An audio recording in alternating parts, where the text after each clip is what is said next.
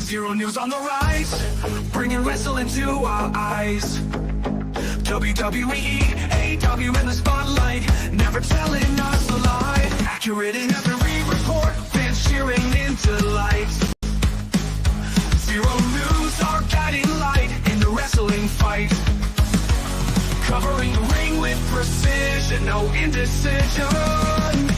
Xero news, our source of truth, bringing wrestling updates, never uncouth. In the world of WWE and AEW, Xero news shines through.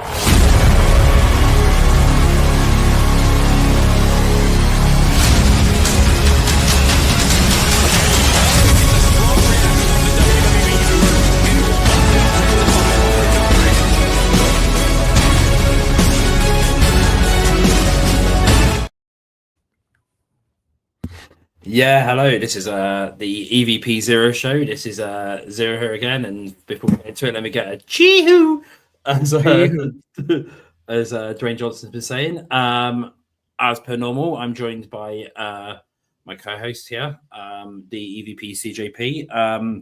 How are you this week? How's everything? Not really. Going good, man. It's the EVP, the main event show, the main event network.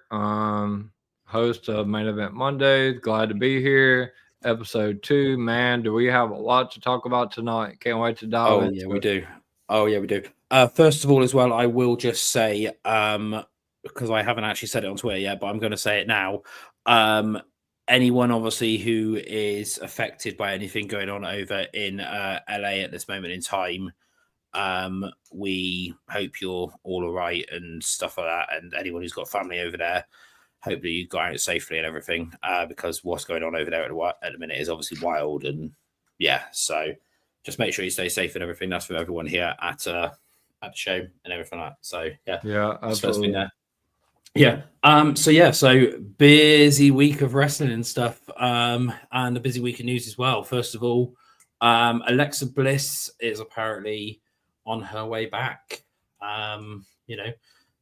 Creative plans and stuff that have been put in for her now. I'm hearing she's coming back as the goddess and nothing to do with the Wyatts, because a lot of people think she's coming back as the Wyatts, but she's not. She's not. I don't think. From my understanding, she's not going to be back with the Wyatt family at all, and that. So, yeah. What do you think about the whole Alexa thing coming back? And I mean, she had her little run with the Bray. It was great. I think, her taking this long layoff, I think, she probably wants to honor Bray in her own little way. So her coming back as a goddess, I think that, that is a top 2 character for her. So yeah, I can definitely see that, her coming back as a goddess. Yeah. I mean, I've had a few people obviously turn around and say oh, but she needs to come back with the Wyatts and stuff like that. But the whole thing is, and even Bo Dallas said this at one point, is the 6th member in the Wyatt 6 is the spirit of Bray. Mm-hmm. It's, that's who the 6th member is. It's the Lantern. So it's he will always be part of it. And that's how it's always been planned. So there is no space for her. That they've got the 5 of them, and then the 6th member is the spirit of Bray. And if they, and the way which I see it, and the way which a lot of other people see it as well, is if they replace that spirit of Bray and put in that 6th member, then it's kind of seen as sort of a little bit offensive, really.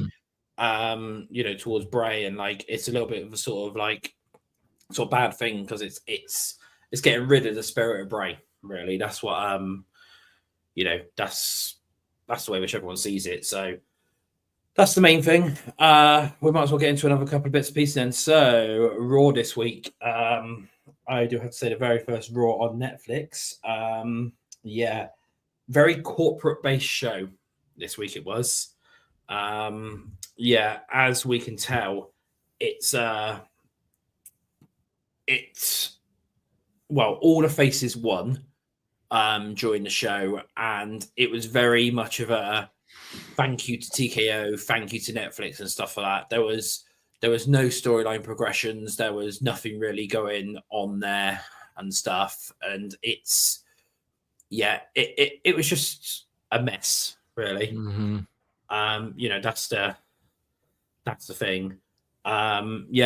We'll get into that in a minute. I've actually seen we've actually got quite a fair few comments, so I'm going to bring some of these up on the screen. So first of all, hey to we've got SKSGG Wrestling in the chat. Hello to you. Moja's here as well. He said, "I am seated." Delwyn, evening, ladies and gentlemen. Moni, we've got you here. Hey. And then I can respect it. She feels like I feel like what she did with him was magical, but the goddess persona was fire. True. Got Delwyn saying, I hope she comes and does her own thing. Same here. Moja, hang on, I didn't put out. Moja, I want an extra in the Wyatt 6, but at the end of the day, if she's entertaining, won't be mad. Then we've got like agreed Moja there from Moni and stuff like that. So we've got a few comments there. I'll get back to them later on. Dimitri, I will answer that one later on. We'll get to that. So going back to Raw then. So we had that massive projection screen open up, which was, to me, I understand what they were doing, but it wasn't needed. I don't know what you thought about that whole presentation. Really? What did you think? I think that, I said this in my chats on Twitter, but I think WWE, with this being the biggest Raw ever, I'm talking about ever, I think that they spent way more time focusing on the casual type fans, like bringing fans back in. Because, you open the show with Rock, Triple H, Roman, Cena. So I feel like, on presentation-wise, it was a 10. But from match-wise, I think that it was bad. And then, to top it off, people like me, you, and, everybody else is probably in this chat, we're all every week die-hard WWE wrestling fans. So I think that's why the IWC and a lot of these content creators were upset with the way that, the Netflix Raw presented itself, because I think they didn't have anything that led to the Mania breakdown like they promised, and it was more for like a casual fan. Yeah, because this is the weird thing as well, which I was going to bring up, was they even said on Triple H even to a man said as well beforehand that Raw was he said rather than the Royal Rumble, being the start of the road to WrestleMania, that Raw was meant to be the start of WrestleMania. Now they made no storyline progression there at all, so I don't understand why he said that. If there was no plans to even have anything sort of Mania-wise started there, or even mentioned there. I understand we obviously had like the Royal Rumble declarations, but that was it. But it was, if anything, from that show, people came away more confused than we actually had answers from, especially when we had corporate Rock come out. Like, everyone thought when Rock was going to come out during his promo that he was going to literally come out and whip Cody Rhodes all over the arena. and that and I understand that some people might not like swearing and stuff like that, but I was personally hoping for him to come out and basically call Cody Rhodes a motherfucker to his face and start whipping around everywhere and basically stuff like that. But we had none of that. We basically had Rock hugging everybody, which is because they obviously done the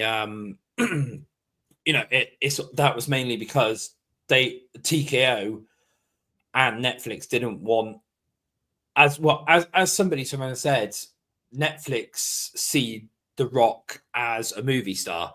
So what they didn't want is they didn't want their fans to casually just come in and be like, why is that movie star beating up that blonde Homelander guy all over the place?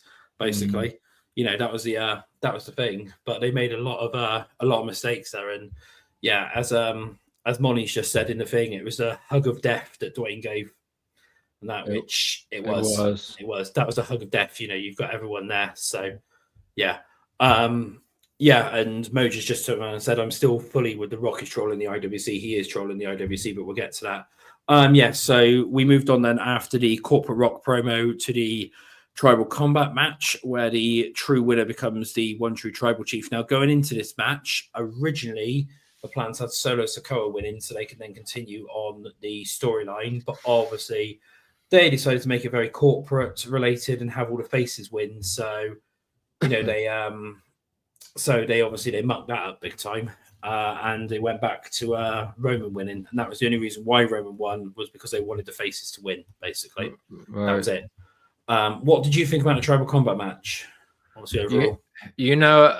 I died on that. It's an old saying in Louisiana. They call it dying by the anthill. I kind of got buried myself because I felt like with the progression of the storyline and this being Solo Sikoa's biggest match of his career, even though we all want the Ulafala back on Roman, I think that they made a horrible choice in having Solo lose there, because even if he was to get into some sort of feud with Jacob, before long, we're going to see Solo Sikoa in catering. I mean, they're just, they completely buried him. I know there's a lot of people that's going to disagree, but he had to win that match to further the storyline, because he does have Jacob that he could possibly go into Mania with, but what's next for Roman? I felt like that he needed to get to that bottom pit, as we discussed last week, and build his way up. But WWE decided, with TKO and the board there, that they wanted all the faces to win. But there's nobody that's going to be able to convince me otherwise that Roman Reigns should have left the Intuit Dome with that Ulafala. Yeah. Like I said, I completely agree with you there. And before, the day before, I know it was actually wrote into the plans that Solo was winning.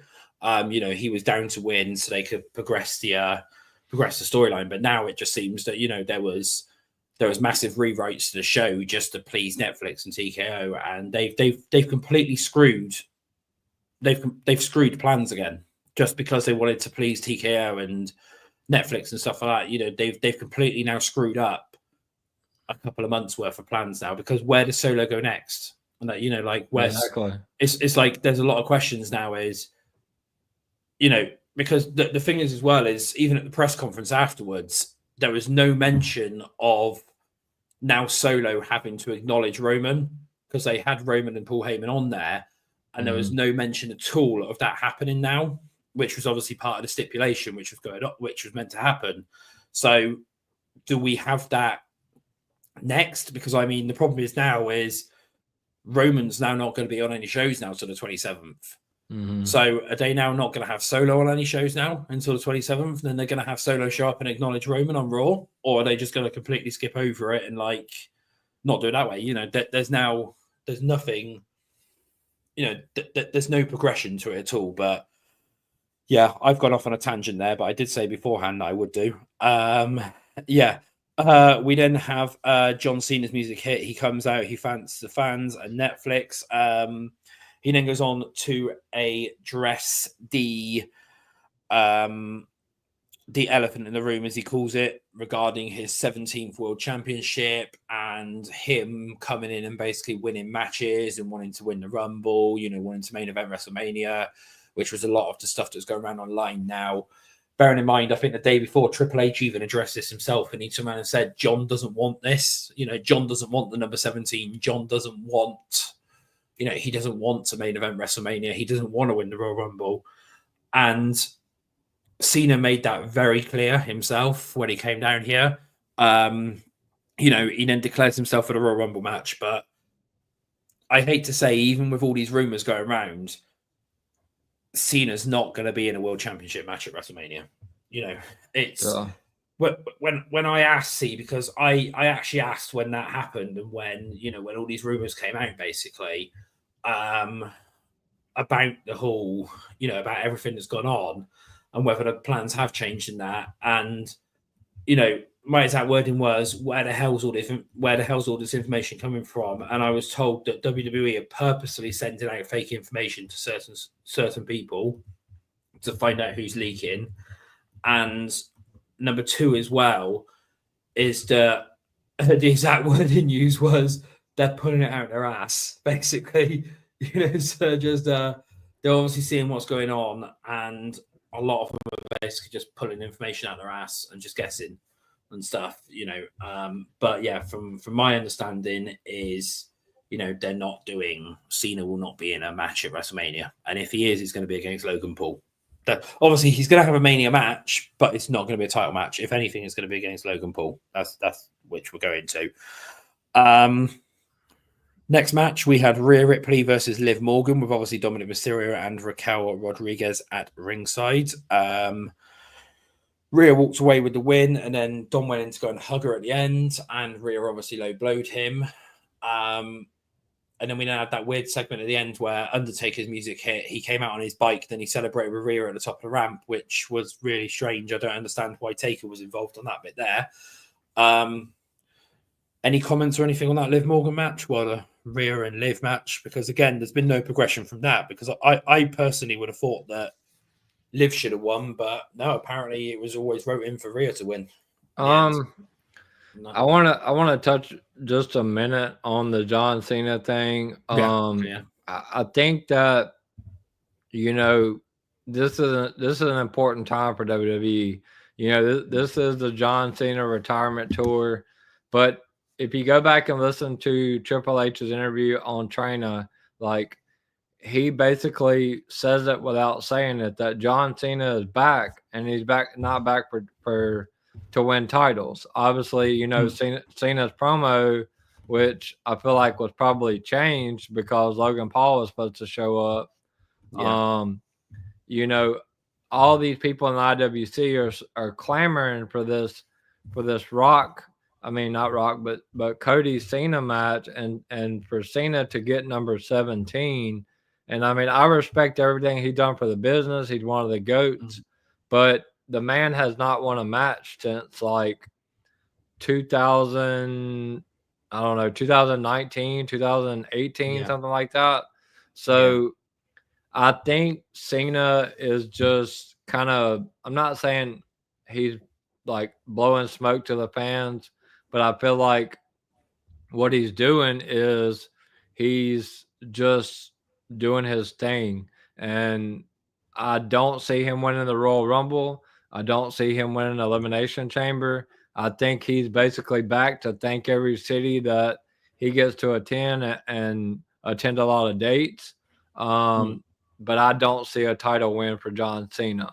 No, well, this is the thing. It's like he's, from my understanding, what he wants to do, and like what you said, even in that interview, Triple H made it very clear, and so did John as well, that John's coming back to put stars over, and he's going to be wrestling people like, you know,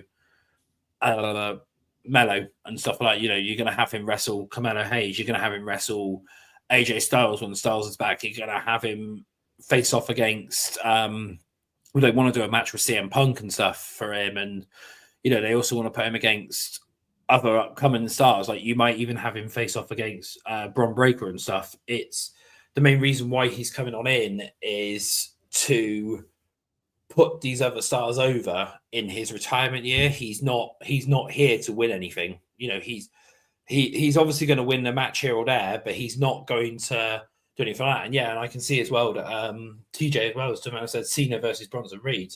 And even Bronson Reed, Tamana said if he was healthy enough and he was medically cleared, he wants to face Cena.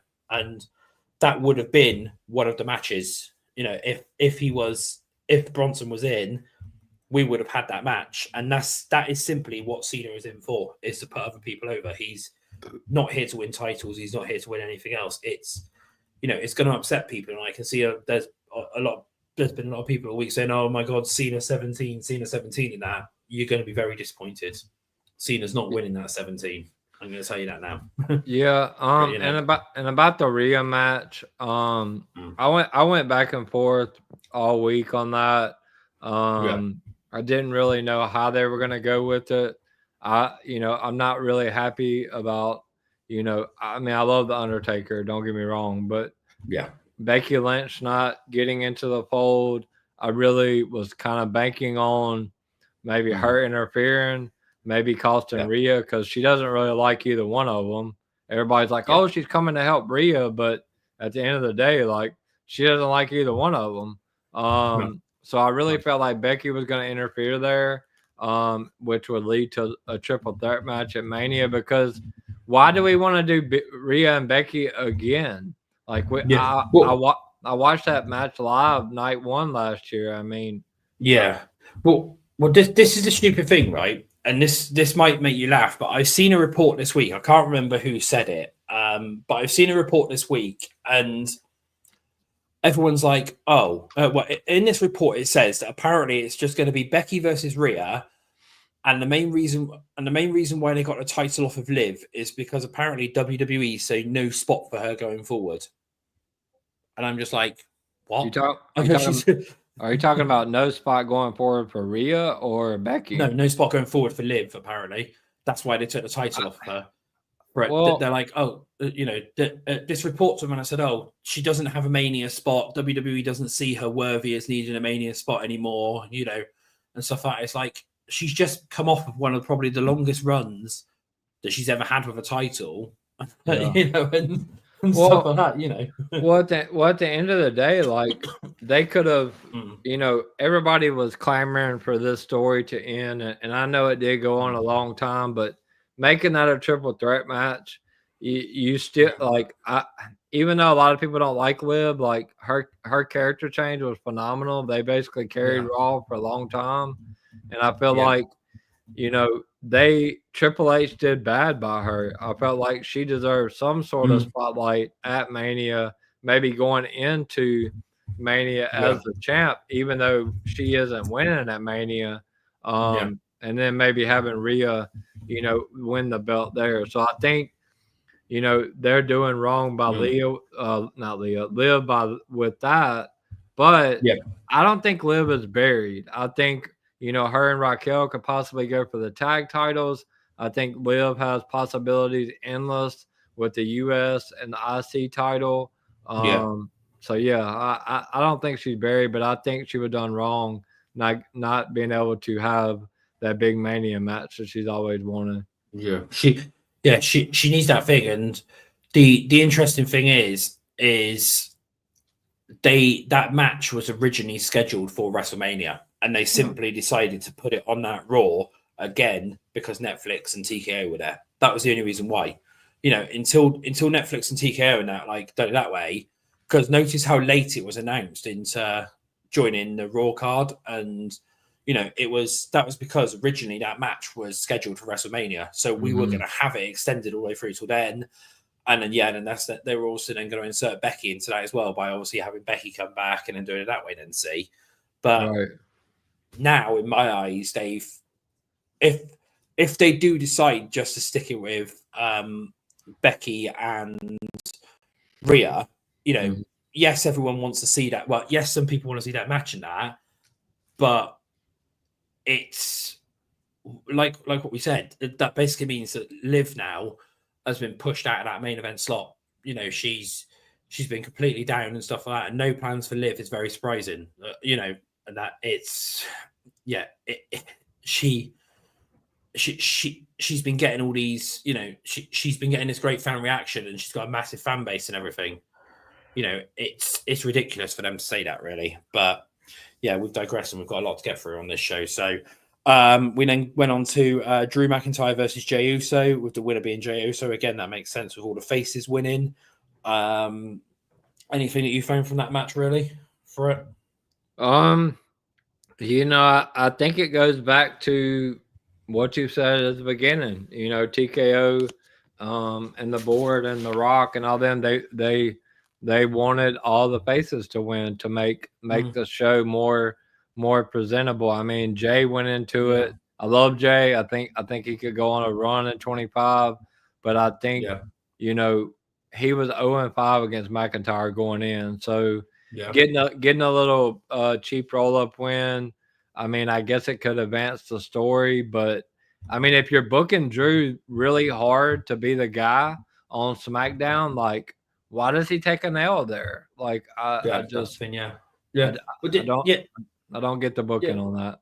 Yeah, because that's the thing, is obviously the rumors that came out originally is that 2025 was meant to be the year of Drew, but you know, that says to me their very first the very first show in 2025, they've had him lose.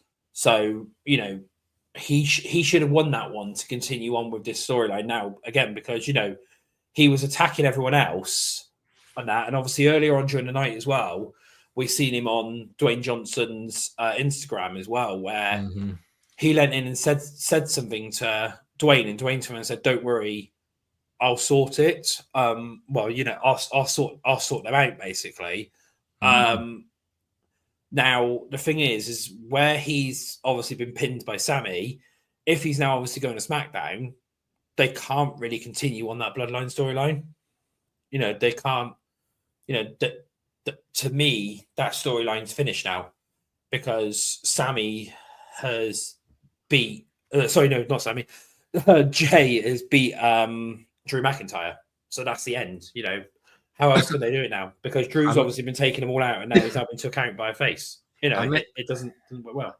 I mean, I agree with you, but I don't think Drew's finished with the Bloodline. I think his ultimate end goal, you know, he whispered something to the Rock's ear. The Rock said, you know, I'm gonna take care of it. I just, there's no way Drew's done with them. I think his ultimate goal is to avenge the losses to Roman Reigns, especially, you know, in his hometown. If I'm booking the show, I'm having Drew McIntyre and Roman Reigns at WrestleMania, and I'm having Drew McIntyre go over right there.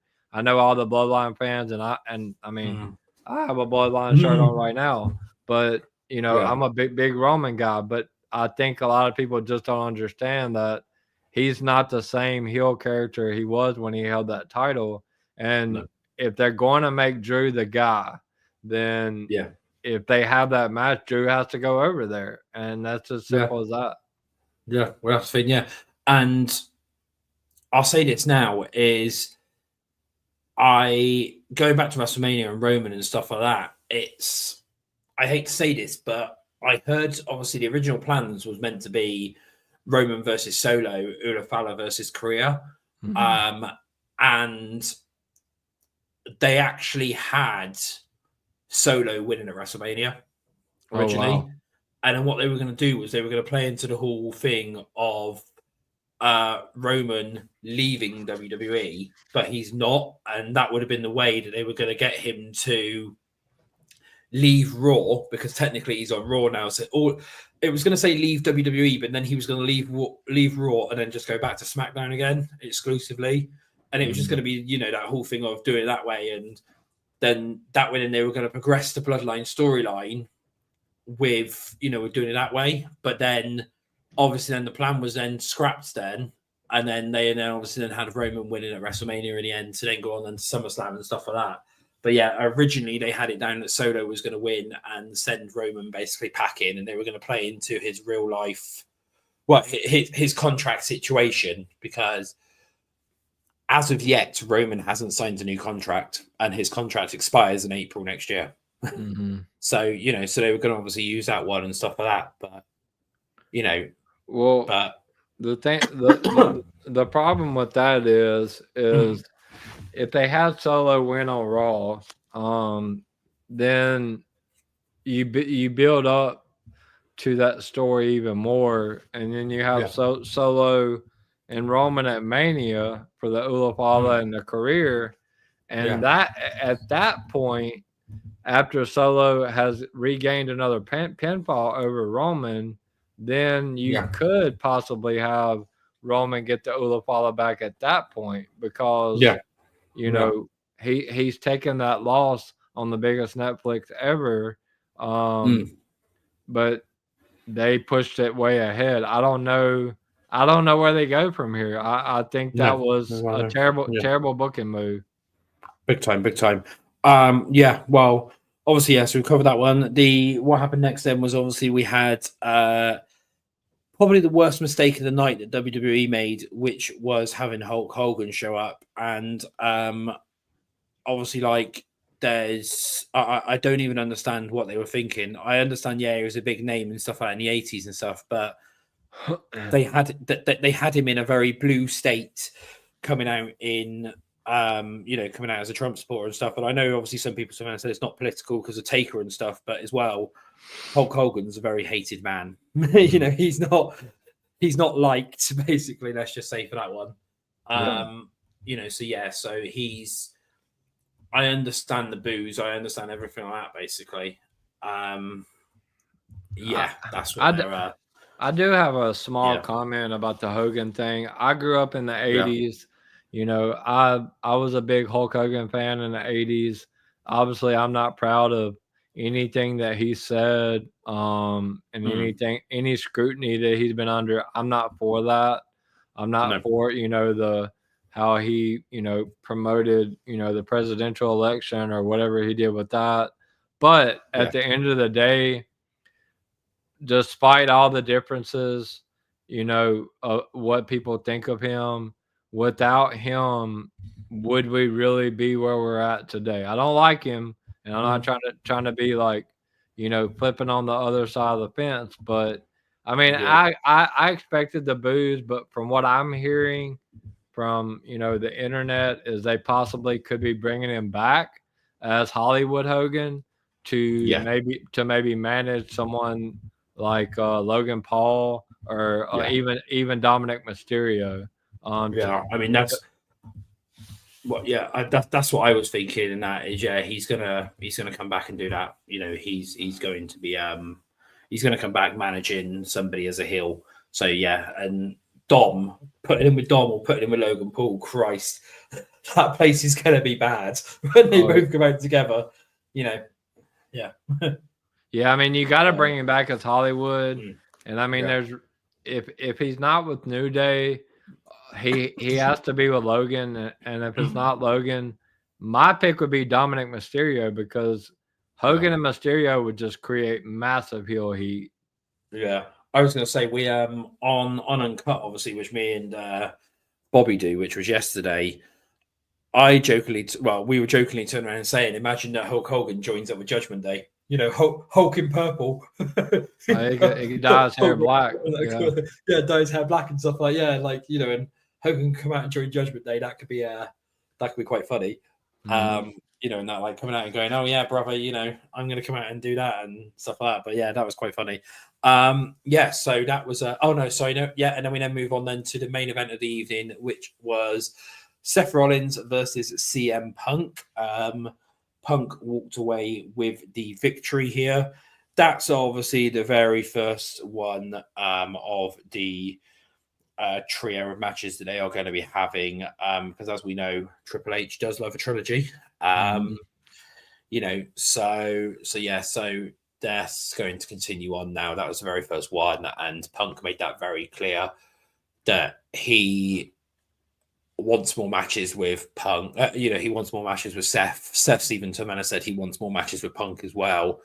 I understand, yes, he's also declared for the Rumble and everything, but yeah, that's where you can obviously then set it up again there. But I mean, you know, they've got plenty of opportunities to do this and that to set up that third match. But any comments on that main event? Yeah, Obviously, between Punk yeah. and I Thingy? mean, for Yeah. me, you know, I'm a big Roman fan, but for me, that was the best match on the card.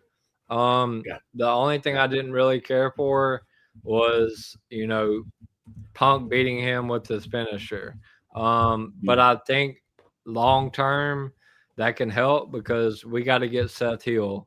Yeah. As far as the Seth comments about the Rumble, I mean, they probably told him to say that. Like deep down in my heart, I really feel like, you know, CM Punk has to be next in line to face Gunther. Like who else is there to face him?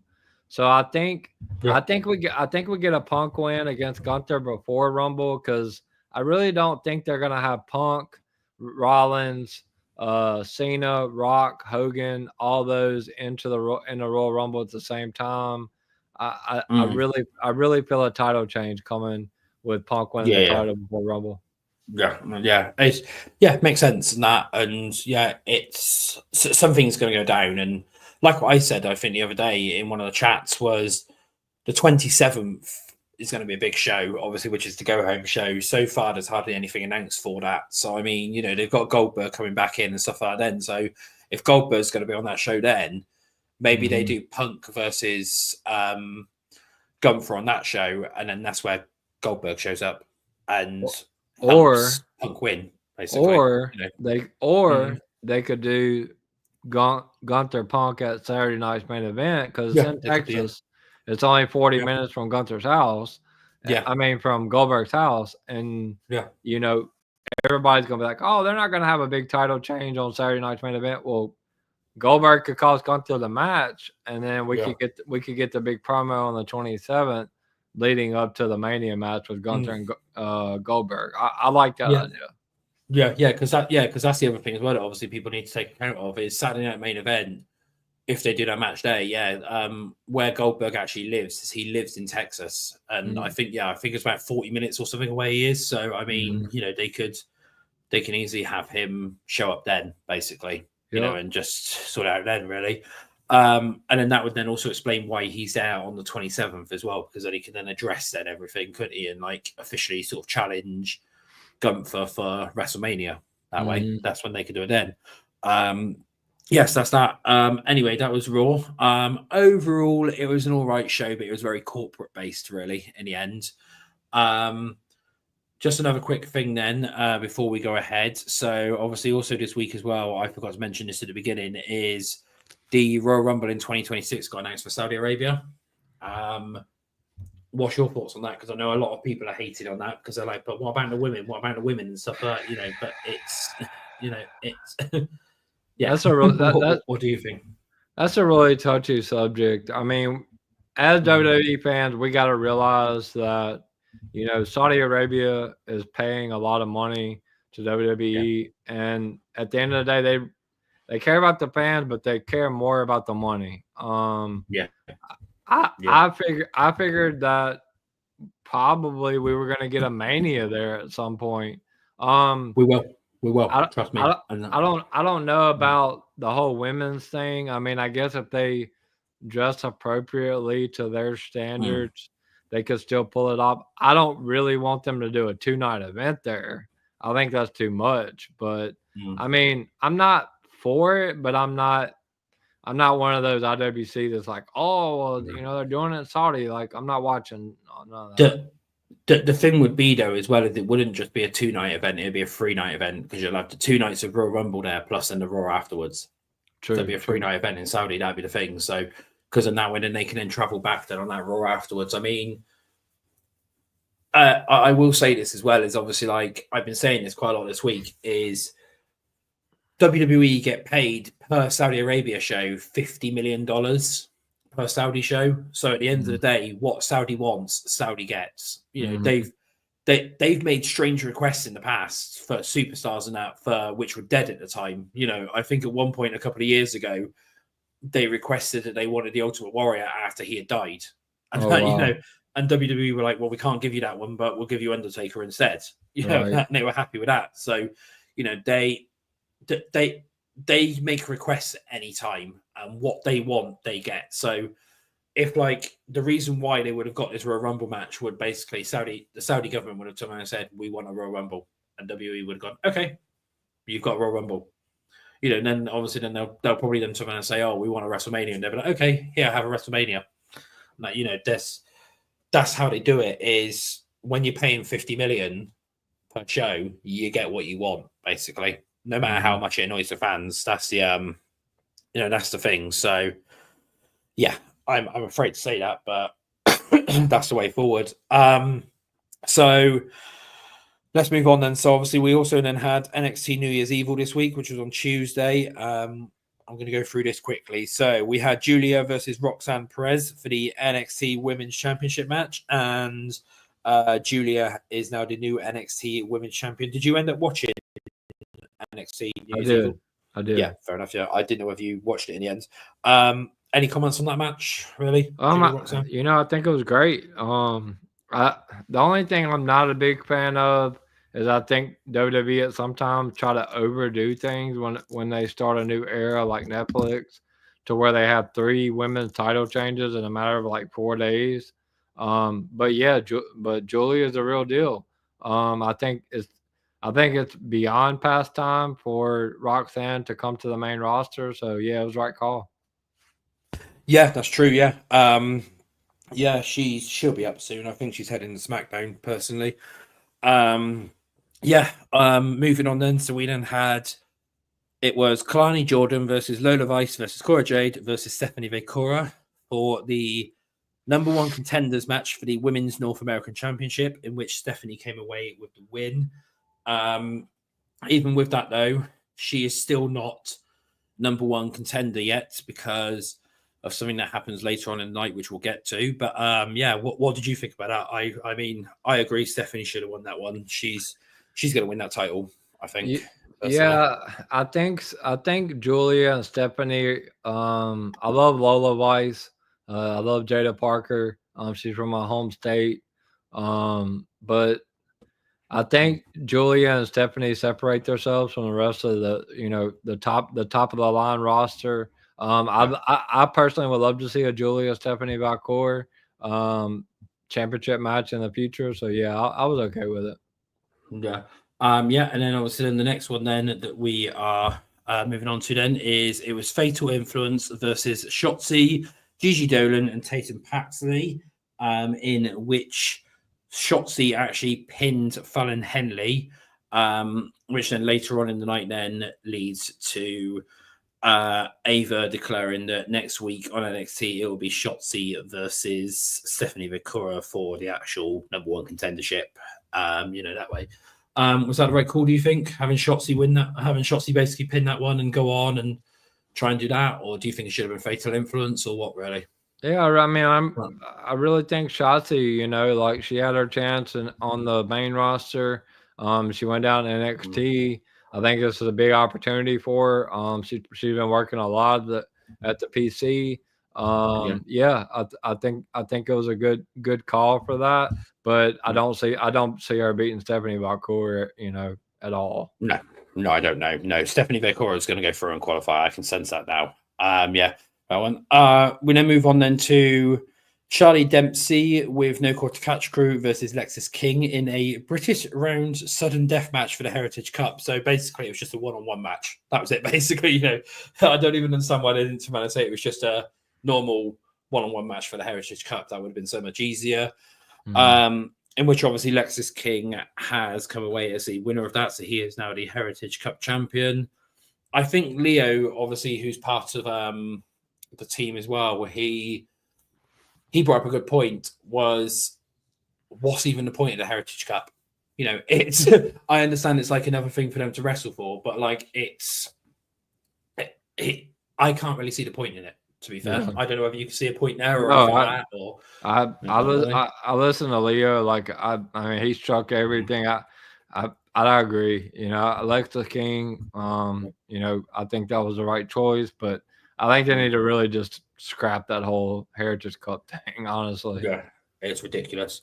Yeah, and then we go on to what is actually the main event of the evening, which actually, no, we'll get into something beforehand. We actually had a bit of a segment backstage involving Ava and Ethan Page at first, where Ethan Page was standing up to Ava, and Dwayne The Rock Johnson obviously walks in. Now, obviously, Ava being Dwayne's daughter, she's now been officially declared as the final boss of NXT. But as Dwayne called himself, he's the final boss. So, and after that little segment, as Ethan Page was walking away, he obviously went ahead and slapped. The Rock slapped Ethan Page's ass, which I found was quite funny. Anything about that one really before we go on? Yeah, I think Ethan Page did a good job there. I listened to a lot of shows, and I felt like Ethan definitely held his own right there, especially with The Rock coming in. Obviously, The Rock slapped him on the ass, but I think he held his own. I think he did great. I think that moment right there should have been the moment on Monday with Rock and Cody. Like they were face to face, pretty much, nose to nose at some point. But yeah, Ethan Page, he did great in that segment. Yeah, and I mean that's.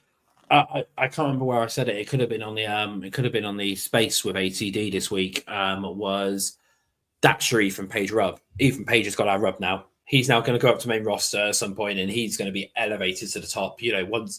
Once you've had that segment with Dwayne Johnson, you're elevated up. You're going to be getting titles. You're going to be getting stuff like that. Really, he's basically just got. That's his push now. Ethan Page is going to get pushed to the high heavens after that. Oh, sure. But so we then go into the main event then, which was Trick Williams versus Obafemi at first, and then Eddie Thorpe sort of hobbled down midway through. We walked away then with Obafemi as the new NXT champion. Right, cool. You think? Oba 100%. Oba's been, advancing. Oba's super over. I love Trick. I think Eddie Thorpe's gonna have his day eventually. Obviously, I'm jealous he's with Dakota Kai. But yeah, I think that was the right move. Obafemi is absolutely a freak, similar to Jacob Fatu. So yeah, they made the right call. I'm gonna agree with some people that I've watched shows on. I don't really know if Trick is quite ready yet, but I think a little bit more time in NXT may help him out. But I think Triple H is antsy to pull these people up, and I could possibly see Trick Williams getting bumped to the main.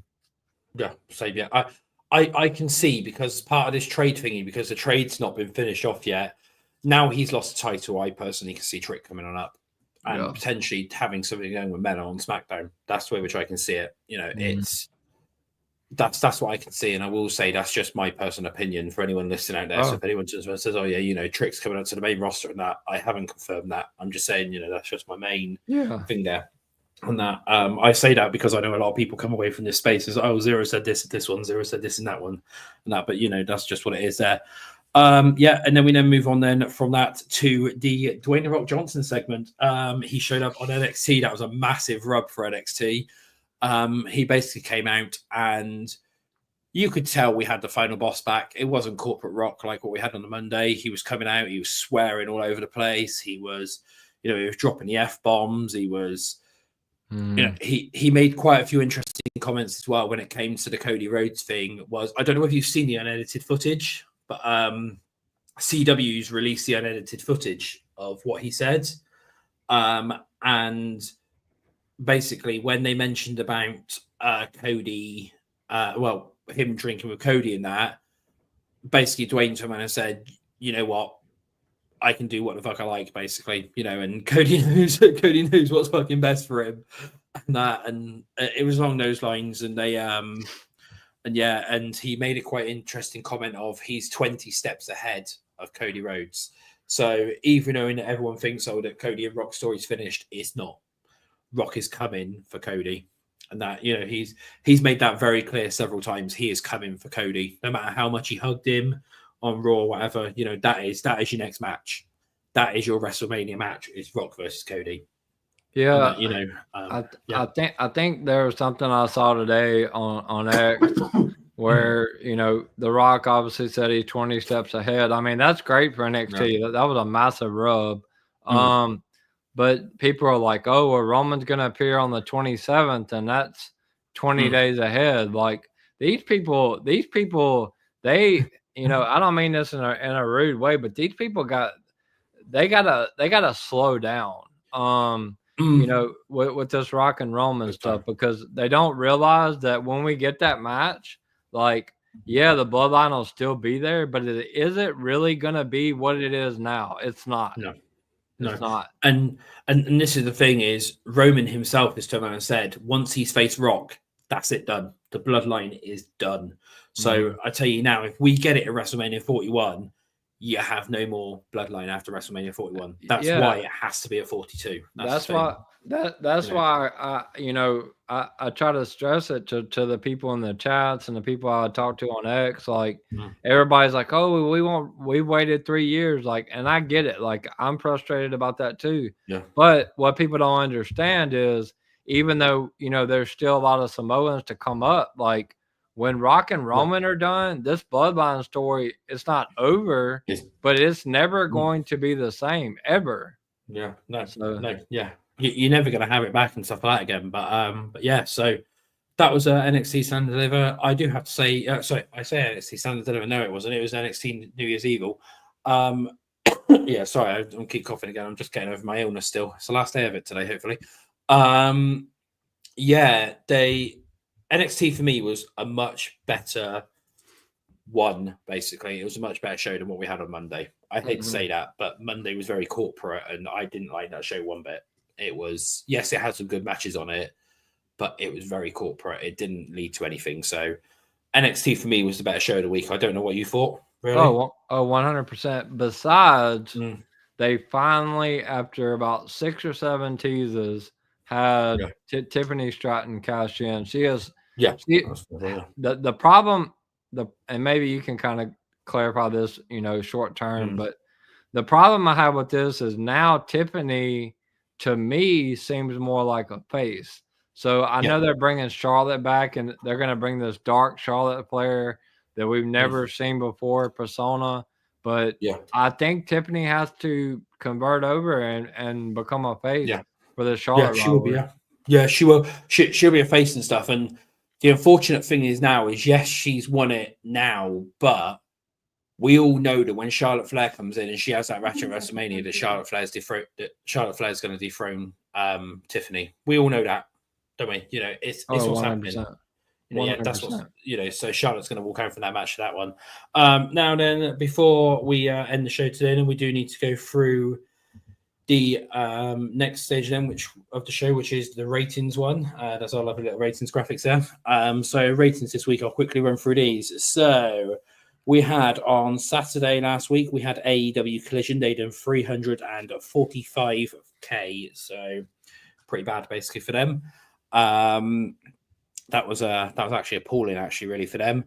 And the Raw numbers actually came down. Now it was, if I remember rightly, let me just because I want to get the exact numbers here. And shout out to Monty here because she actually dropped a message to me earlier on after I said this. Now, people need to start paying attention because on my show on Wednesday, I made the comment of the ratings tomorrow is going to come down from Variety. And what happened? Variety was the one that drops the ratings. You know, so yes, keep an eye for that one. Now, yes, so WWE globally did 4.9 million. You know, that was really big, but some people are like, oh, that's a really bad number. But what they've got to bear in mind is the bigger markets, such as like India and stuff like that, they don't have it yet on Netflix. But when they do, I hate to say it, but when India get WWE on Netflix, you're going to be getting massive numbers. You're going to be looking probably 15, 20 mil weekly for that one. You know, because that's one of their biggest fan bases. And USA alone was 2.3 million, which is the biggest rating they've had in quite a while for that one. So yeah, so congratulations obviously to that very corporate show. But yeah, it was good ratings. Very, very good ratings that one was in the end. Yeah. So, and the final one then that we need to go through then is NXT. They done their biggest rating in a while as well, which was 957,000. Now, we all know that was because of the final boss. You know, him obviously being advertised and stuff like that. That blatantly did that, basically. It was that was a final boss thing, that one was. That was, but yeah, it's it works. That was really good. Anything on those ratings, obviously, you want to mention or whatever? Really? I was a little surprised about the Raw. I like I said, overall, I wouldn't give that show more than a 5. NXT, it was the best show of the week. The ratings being up that high obviously is because of our final boss, The Rock. But the show was great, top to bottom. Yeah. AEW is a dumpster fire. I think within a year, I don't know. I don't even know if they'll still be in business, but I'm good with it. Yeah. So that was that. So just before we quickly go off then, so I've had a few people ask, what about the Mania matches? At the moment, I am told there's no changes to the Mania matches. Let it play out. I know there's been all these reports coming out saying, oh, it's such and such, such and such, such and such. It's not. Let it play out. That's all I'm going to say. Because a lot of people are like, oh, but this person turned around and said, oh, it's Cena versus Cody and stuff like that. It's not. I can guarantee you at this moment in time, that is not the plan. It's the Mania matches have not changed from what it was beforehand. This is probably the biggest smokescreen that WWE have done in ages for covering up matches. Like I said, they're sending out information to certain people to see who's leaking and stuff like that, really. So, it's a massive swerve. And this whole thing of, Dwayne basically turned around and said that, the stupid comment as well, which I've seen today, was as well of Dwayne Johnson stepped aside and told WWE to give it all to Cena when they turned around and said that Dwayne wasn't going to be allowed to win the WWE title. At the end of the day, Dwayne's the boss. If Dwayne turns around and says, I'm winning that title, he's winning that title, whether people like it or not. That's the thing, that WWE have no say in it. If he turns around and says, I'm winning that WWE title, I'm taking it off Cody Rhodes, he is winning that WWE title and taking it off Cody Rhodes. No matter how much people want to cry, no matter how much they want to do it that way, for it, that's the bottom line of it.